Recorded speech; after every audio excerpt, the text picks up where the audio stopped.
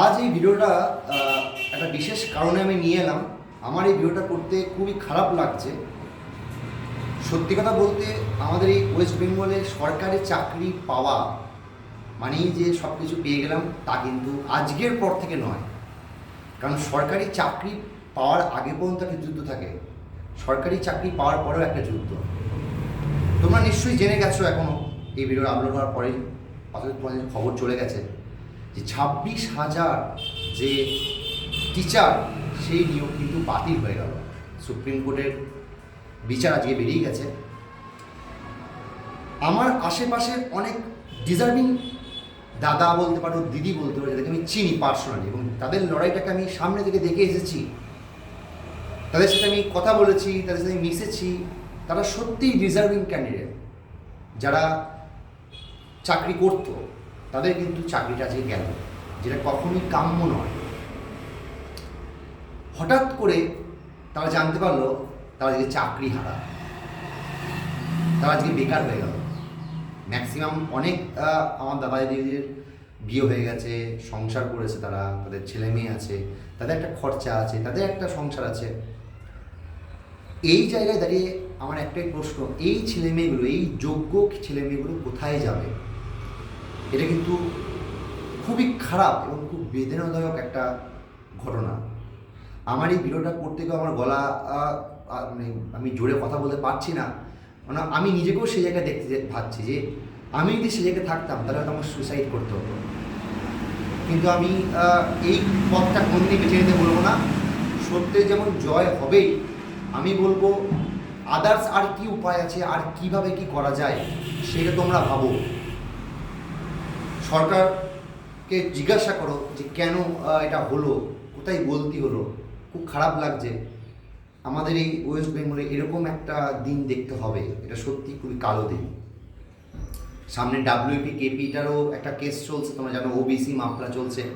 ওটাও এখন আমাদের হাতে নেই, ওটার জন্য কিন্তু অনেক ছেলে মেয়ে বসে আছে। তো আলটিমেটলি আমার যেটা মনে হচ্ছে, আমি বলতে বাধ্য হচ্ছি, আমাদের বেঙ্গলে সরকারি চাকরির স্বপ্ন না দেখাই ভালো।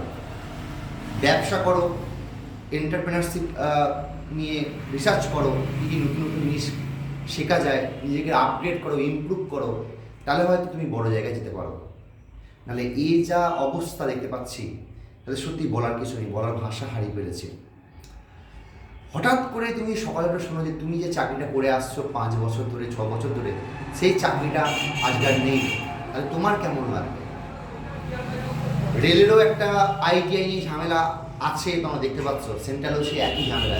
এমনিতে তোমরা নিশ্চয়ই জানো, পরশু দিন স্টাফ সিলেকশন কমিশনের অফিসে কিন্তু আমাদের যারা বড় বড় টিচার যারা, তারা কিন্তু গেছিলেন। তো সিজন নিয়েও একটা ঝামেলা চলছে। তো সেন্ট্রাল কি স্টেট, দু জায়গাতে কিন্তু সরকারি চাকরির প্রতি একটা অনীহা, জানি না কেন হচ্ছে এটা।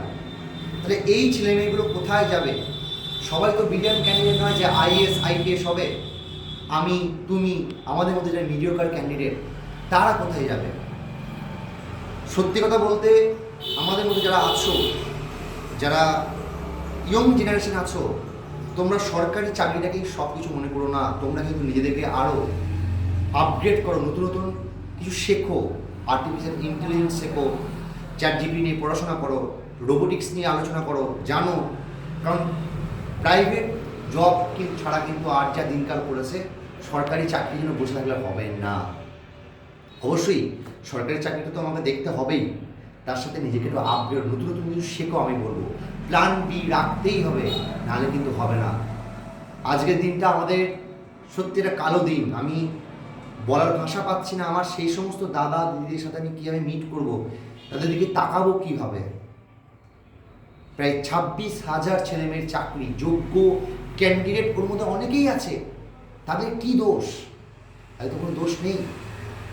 আমি সরকারকে অনুরোধ করব, আপনারা একটু স্পর্শকাতর হয়ে এই জিনিসটাকে দেখুন।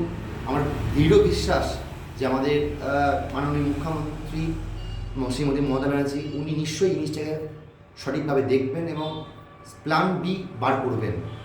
আর সবাইকেই বলবো, সরকারি চাকরি পড়াশোনা করছো করো, তার সাথে নিজের এক্সট্রা কিছু কারিকুলার অ্যাক্টিভিটি শেখো, নাহলে কিন্তু ভবিষ্যৎ কিন্তু খুব কঠিন জায়গায় দাঁড়িয়ে আছে। বাস্তব নিশ্চয়ই বুঝতে পারছো। তো তোমরা কমেন্ট করে জানাও তোমাদের কি মতামত, প্ল্যান বি কার কি আছে, প্ল্যান বি কার কি রেখেছো, যদি সরকারি চাকরি না পাও কি করবে, কি ভাবছো, একটু কমেন্ট করে জানাও। Thank you so much.